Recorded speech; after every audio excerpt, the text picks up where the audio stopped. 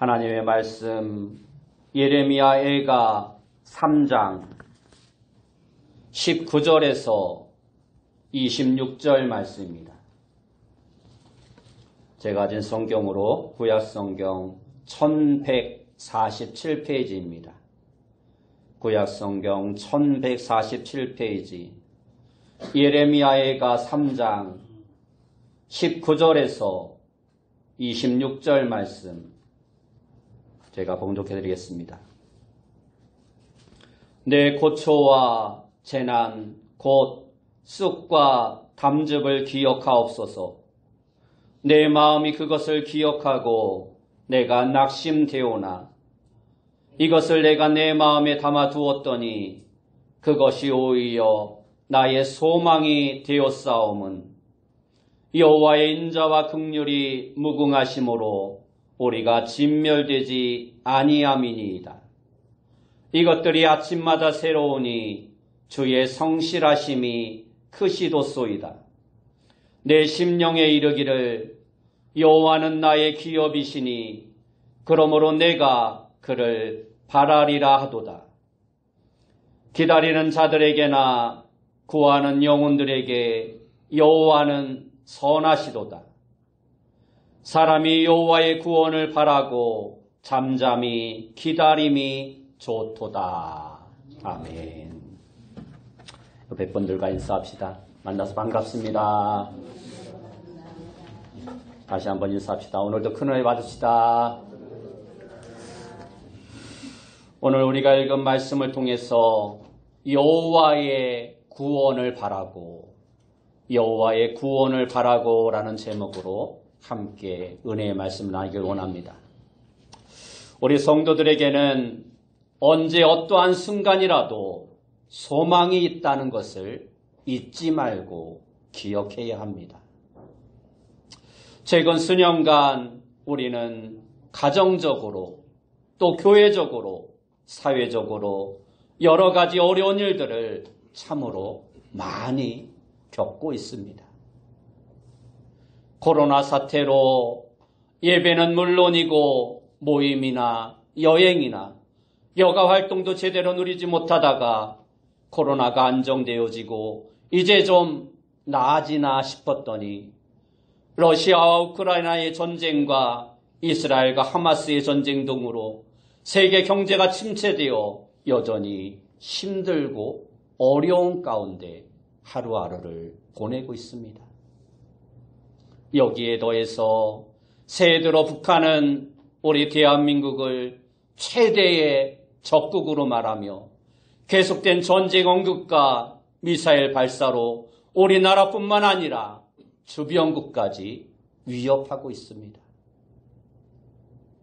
이처럼 우리가 살아가는 이 세상은 주변이 온통 적들로 가득하고 낮에는 뜨거운 태양이 밤에는 추위가 위협하는 광활한 강야와도 같은 세상입니다. 이 강야와 같은 인생길을 가누라면 개인적으로, 가정적으로, 교회적으로, 사회적으로 어려운 일들이 참으로 많고 심지어 내 힘으로는 도무지 어찌할 수 없는 현실 앞에 그저 눈물만 흘리며 기도할 뿐 우리가 할 수 있는 일이라곤 아무것도 없어 한없이 작아지고 초라해질 때가 많습니다. 이러한 현실은 예나 지금이나 전혀 다르지 않습니다. 오늘 말씀의 저자인 예레미야는 주전 600년경의 선지자로 활동한 사람이었습니다. 그 옛날에도 하나님의 선지자는 숱한 어려움과 고난 가운데 어찌할 바를 알지 못하여 매일같이 눈물의 나날을 보내고 있었습니다. 오늘 본문에 이어지는 말씀들을 보면 예레미야 예가 3장 49절과 50절에서 선지자 예레미야는 이렇게 탄식합니다. 내 눈에 흐르는 눈물이 그치지 아니하고 쉬지 아니하며 여호와께서 하늘에서 살피시고 돌아보실 때까지이다 말씀하고 있습니다. 이 말씀은 선지자 예레미야가 당시의 상황을 이야기하고 있는 것으로 그는 슬픔으로 인하여 눈물을 흘리고 탄식하며 기도할 뿐 달리 어찌한 방법이 없는 상황이었다라는 것을 한탄하고 있습니다. 그런데 여러분, 선지자 예레미야조차도 이렇게 울며 탄식하며 기도할 뿐 달리 어찌할 수 없는 이 상황에서도 우리는 놀라운 소망의 메시지를 발견할 수 있습니다. 그것이 무엇입니까? 그것은 선지자 예레미야의 고백 가운데 있습니다. 바로 50절의 말씀에 보면 여호와께서 하늘에서 살피시고 돌아보실 때까지라는 말씀입니다. 이것이 무슨 말씀입니까? 이 말씀은 비록 지금은 고난 속에서 그저 기도하며 눈물을 흘릴 뿐 아무것도 할 수 없지만 그럼에도 불구하고 그러한 현실은 단지 하나님께서 돌보시고 은혜를 내려주실 때까지만 일하는 것입니다. 다시 말하면 지금 우리의 현실이 너무 아프고 슬프고 고통스럽지만 그러나 이러한 현실이 앞으로도 영원히 계속되어지는 것이 아니라 그때가 언제인지는 몰라도 하나님께서 은혜를 내려주셔서 이 눈물과 탄식을 씻어주심으로 구원의 은총을 누리게 해주실 것임이 분명하게 확실히 우리에게 있어질 것이라는 것입니다. 그렇습니다. 우리가 어떠한 고난의 현실 앞에서도 반드시 기억해야 할 것은 때론 우리가 어찌할 수 없어서 낙심하며 눈물을 흘릴 수밖에 없는 순간이 있지만 그러나 하나님은 그러한 순간에도 여전히 역사를 주관하시며 운행하시고 하나님의 구원의 역사를 변함없이 진행시켜 나가신다라는 것입니다. 그래서 그러한 하나님을 바라보고 의지하는 자에게는 머지않아 하나님께서 은혜를 베풀어 주심으로 그 깊은 어둠과 절망의 그림자는 물러가고 구원의 날이 임하게 될 것이라는 것입니다. 그러므로 우리 성도들은 우리 앞에 뭔가 알 수 없는 고난의 현실이 닥칠 때 낙심하거나 주저앉아 있지 말고 반드시 기억해야 할 것이 있습니다. 그것은 모든 일의 원인은 결국 인간의 죄와 무지와 연약함과 한계에서 온 것이지 결코 하나님이 부당하시거나 하나님이 한계가 있어서 우리에게 임한 것이 아니라는 것입니다. 그와 동시에 하나님은 이 모든 것을 알고 계시고 친히 그것을 주관하고 계시며 구원의 역사를 변함없이 이루어가고 계신다라는 것입니다. 그래서 하나님의 경륜의 때가 차면 슬픔과 탄식이 변하여 기쁨이 되고 고통이 변하여 즐거움이 되고 절망이 변하여 소망이 되며 죽음이 변하여 생명이 되어 그 생명의 은혜가 가득한 날이 온다는 것을 우리는 잊지 말고 기억해야 합니다. 물론 그렇다고 해서 우리 성도들이 고난과 어려운 상황 가운데 있을 때 꼭 하나님의 때가 차야만 그때서야 비로소 하나님의 은혜를 누리는 것은 아닙니다.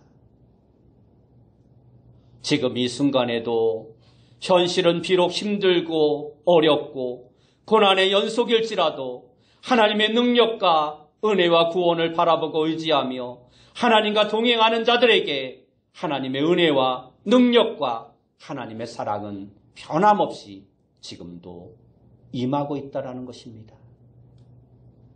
그러므로 우리 모두는 언제 어떠한 순간에도 하나님은 살아계시고 역사하시며 구원의 역사를 이루어 가신다는 사실을 기억하며 오직 주님을 바라보고 의지하며 날마다 주님과 동행함으로써 주님의 능력과 은혜로 우리 앞에 닥친 모든 어려움을 헤쳐 이겨나가는 자가 되어야 합니다. 그리고 지금 이 땅에서도 주님이 주시는 은총을 누리며 살다가 마지막 날 달려갈 길을 다 마친 후에는 완전하고 영원한 생명의 기쁨과 은혜를 영원토록 누리고 복되고 존귀한 인생을 살아가는 복된 삶이 되어야 하는 것입니다. 여러분 모두가 이러한 축복을 누리며 살아가는 귀한 성도님들이 다 되시길 예수님의 이름으로 축원합니다. 다음으로 생각해야 할 것은 우리 성도들은 고통의 현실을 있는 그대로 받아들여야 합니다. 그렇습니다. 우리 그리스도인들은 이 강야와 같은 세상에서 다가오는 모든 고난을 이기고 현재의 삶 가운데도 주님의 은총을 충만하게 누리다가 마침내 영원한 완전한 구원의 은총을 누리게 됩니다.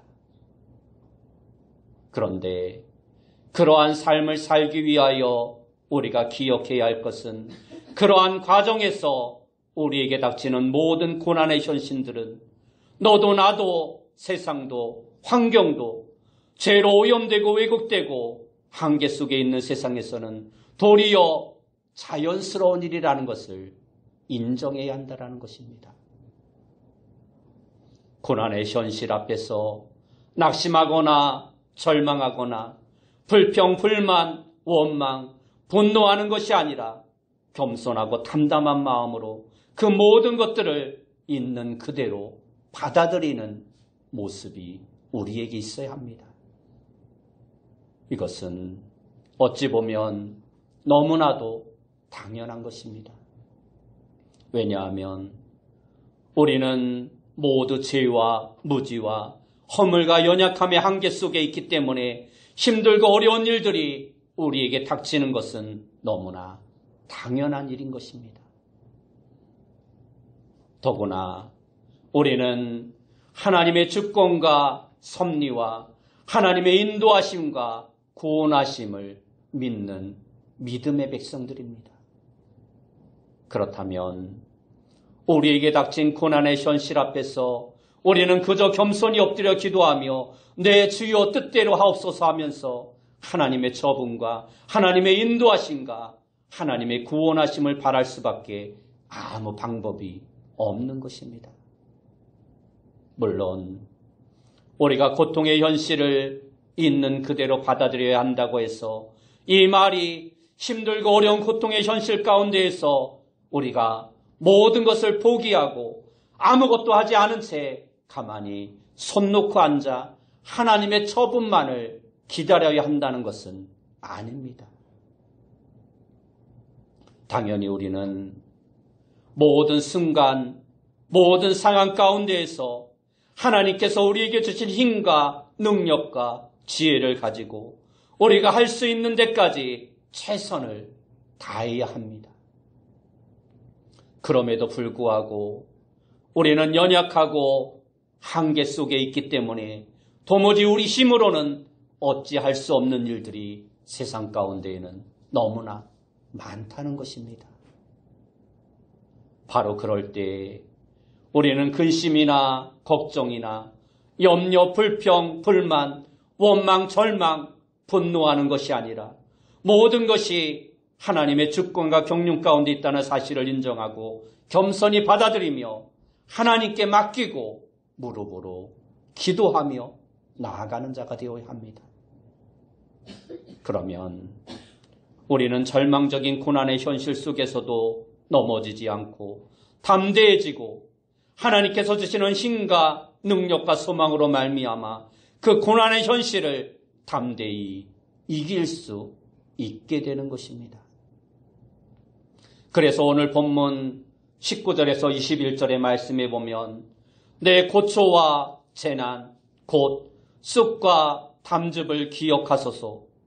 내 마음이 그것을 기억하고 내가 낙심이 되오나 이것을 내가 내 마음에 담아두었더니 그것이 오히려 나의 소망이 되었사오문 하고 말씀하고 있습니다. 이 말씀을 자세히 보면 이것을 내 마음에 담아두었더니 그것이 오히려 나에게 소망이 되었다라고 말씀하고 있습니다. 다시 말해서 내 고초와 재난으로 말미암아 내가 울며 탄식하며 하나님 앞에 기도할 때 그것이 오히려 나의 소망이 되었다는 말씀입니다.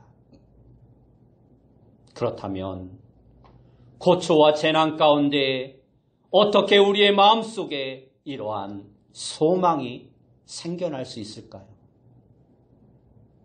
먼저 22절 말씀에 보면 여호와의 인자와 긍휼이 무궁하심으로 우리가 진멸되지 아니함이니이다 하고 말씀하고 있습니다. 이 말씀은 지금은 비록 우리가 힘들고 어렵지만 그럼에도 불구하고 우리가 여호와의 인자와 긍휼하심을 만미암아 진멸당하지 않았다는 그 사실만 해도 우리에게 너무나 큰 은혜라는 것입니다. 더 나아가 이후로도 우리는 부족하고 연약할지라도 하나님은 그분의 자비하심과 긍휼하심으로 우리를 진멸시키지 않고 구원해 주실 터이니 이로 말미암아 오히려 우리에게 소망이 생겼다라는 말씀입니다. 그래서 예레미야 선지자는 23절의 말씀에서 이것들이 아침마다 새로우니 주의 성실하심이 크시도소이다 하고 고백하고 있는 것입니다. 또한 이어지는 24절의 말씀을 보면 내 심령에 이르기를 여호와는 나의 기업이시니 그러므로 내가 그를 바라리라 하도다 하고 말씀하고 있습니다. 이 말씀은 하나님은 그분의 자비와 긍휼로 우리를 진멸시키지 않았을 뿐만 아니라 우리의 기업이시기 때문에 분명 이 모든 고난의 순간이 지나면 우리를 구원해 주시고 하나님 안에 있는 생명의 능력과 은혜와 평안을 마음껏 누리게 해주실 것이기 때문에 그것이 우리에게 위로가 되고 소망이 되기에 그 위로와 소망 속에서 오직 하나님만을 바라보겠다는 말씀입니다. 참으로 그렇습니다. 우리에게 고난의 현실은 우리가 아무리 피하고 싶어도 인생 전반에 빈번하게 찾아오지만 그러한 가운데서도 하나님의 은혜는 우리가 당하는 그 고난보다 1000배, 10,000배, 억배는 더 크다는 것을 우리는 깨달아 알아야 합니다. 우리에게 다가오는 고난의 현실이 아무리 크고 두렵고 우리를 위협할지라도 하나님이 주시는 은혜와 축복은 그것들보다 몇 배는, 몇십 배는, 몇억 배는 더 크다는 것입니다. 이처럼 하나님께서 우리에게 이러한 은혜를 베풀어 주시지 않았다면 우리는 진작에 진멸당할 수밖에 없는 존재입니다. 그런데 하나님께서 우리에게 은혜를 베풀어 주셔서 우리가 지금까지 이렇게 생존할 수 있는 것입니다. 그리고 앞으로도 그러한 은혜가 우리 가운데 함께하여서 우리가 어떠한 어려움 가운데 있을지라도 우리는 진멸당하지 않고 결국 주님 앞에 승리하는 삶을 살아가고 주님 앞에 당당히 서게 될 것이라는 것입니다. 그래서 마지막 날 우리 주님이 다시 오실 때 영원한 영광의 나라의 기업을 우리는 다 차지하게 될 것입니다. 그러므로 우리는 언제 어떠한 상황에서도 절대 무너지지 않는 하늘의 소망을 가지고 살아가는 자가 되어야 합니다.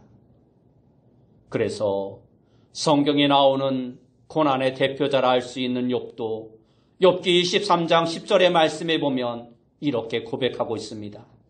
그러나 내가 가는 길을 그가 아시나니 그가 나를 단련하신 후에는 내가 순금같이 되어 나으리라.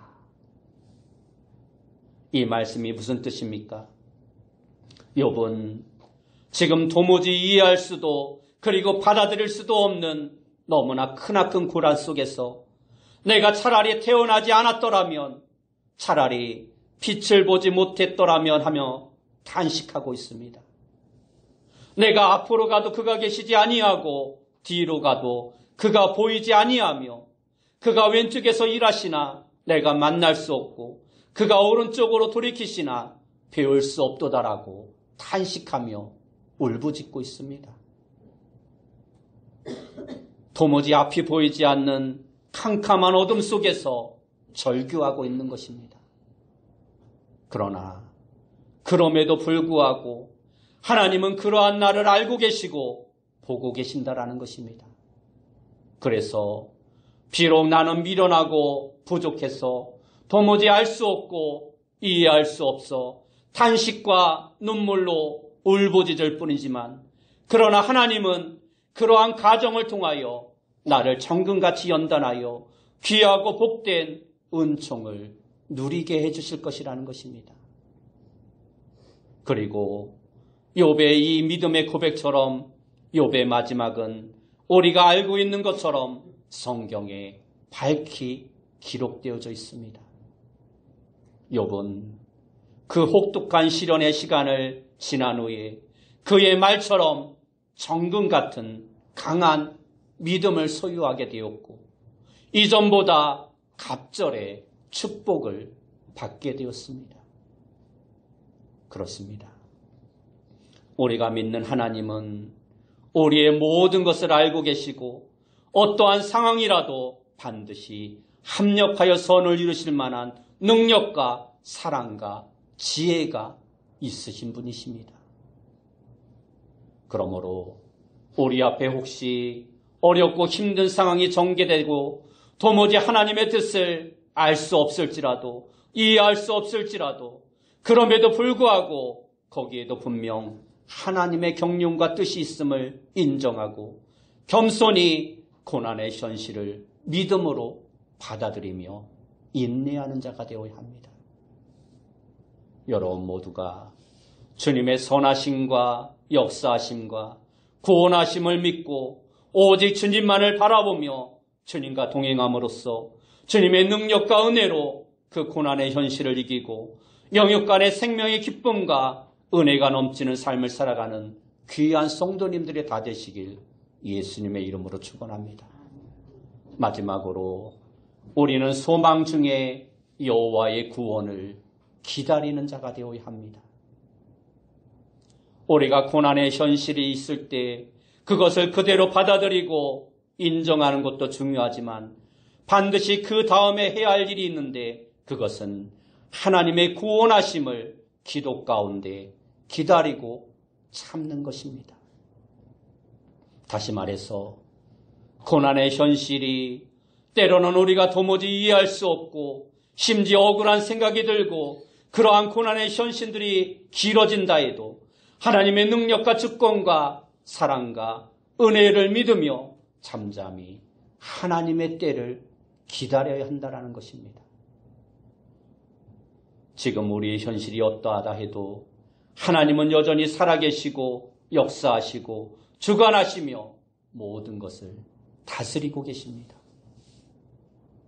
우리에게 이러한 믿음이 있다면 비록 우리의 현실이 절망적일지라도 우리는 하나님이 무슨 뜻이 계시겠지, 하나님께서 어련히 알아서 하시겠지 하는 믿음 고백 속에 겸손히 묵묵히 믿음으로 살아갈 수 있는 것입니다.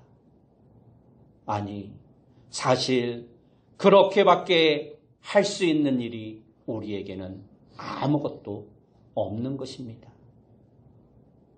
그래서 오늘 본문 24절에서 26절 말씀에 보면 내 심령에 이르기를 여호와는 나의 기업이시니 그러므로 내가 그를 바라리라 하도다.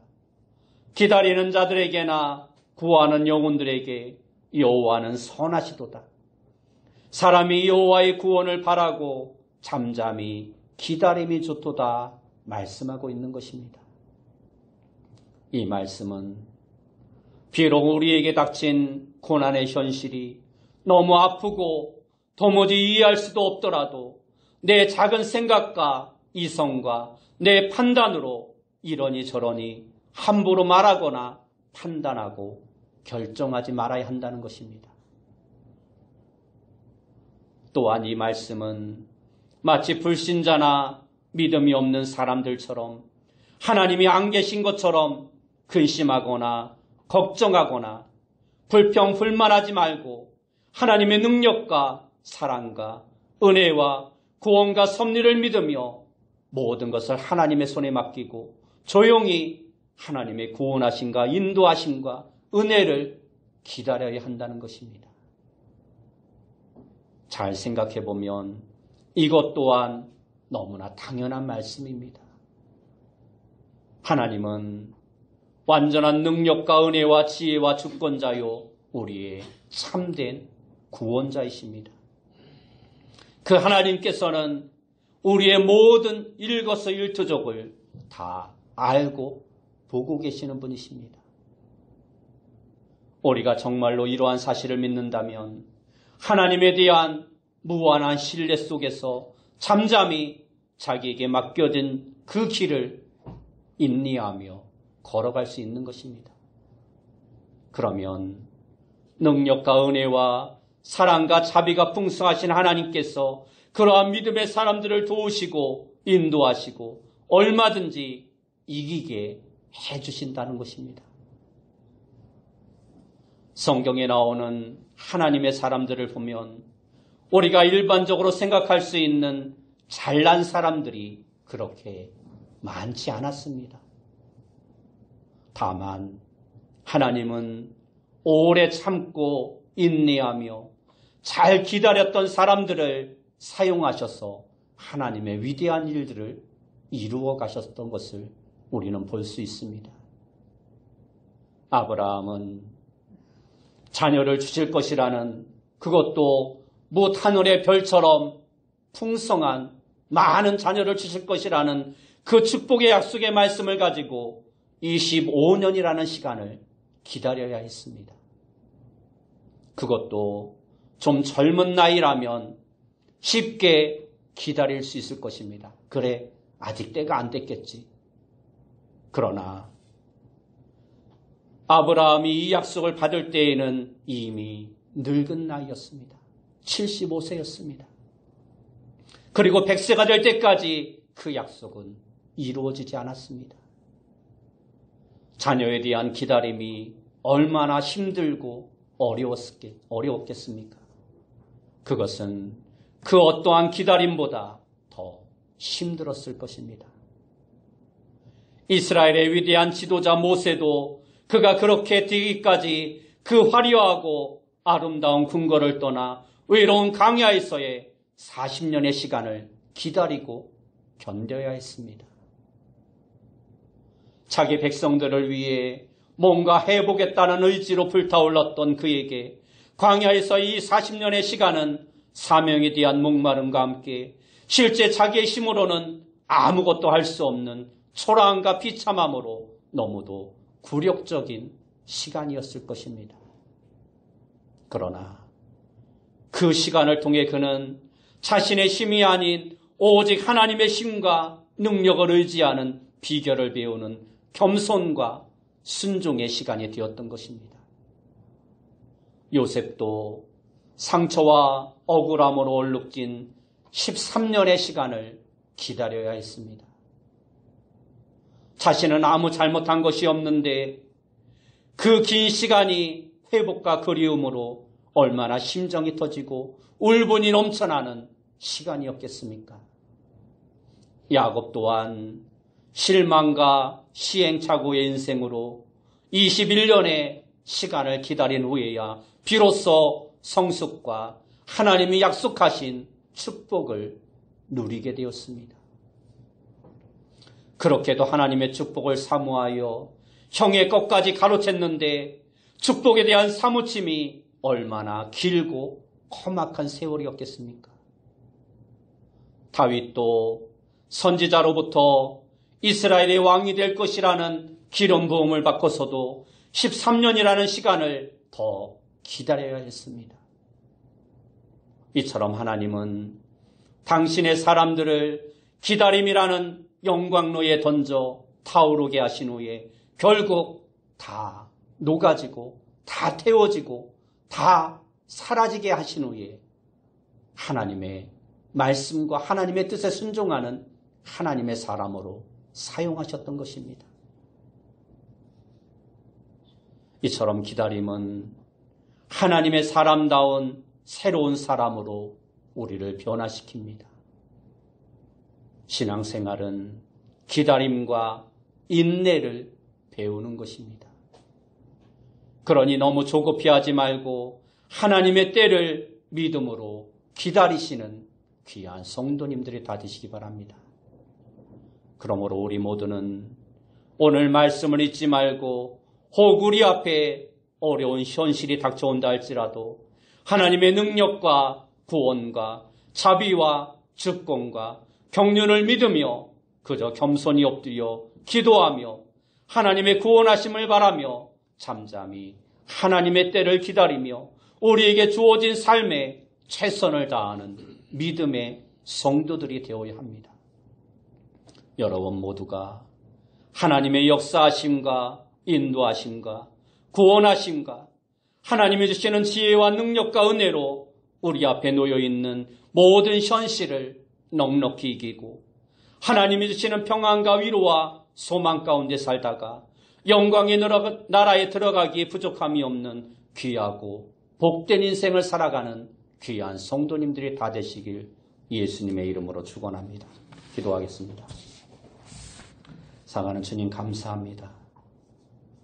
우리에게 닥치는 어려움과 고난의 현실 앞에서도 모든 것이 하나님의 뜻 안에 있음을 우리가 믿고 믿음으로 기대하고 믿음으로 인내하며 하나님의 때를 기다릴 수 있는 믿음의 성도들이 다 되어줄 수 있도록 인도하여 주옵소서.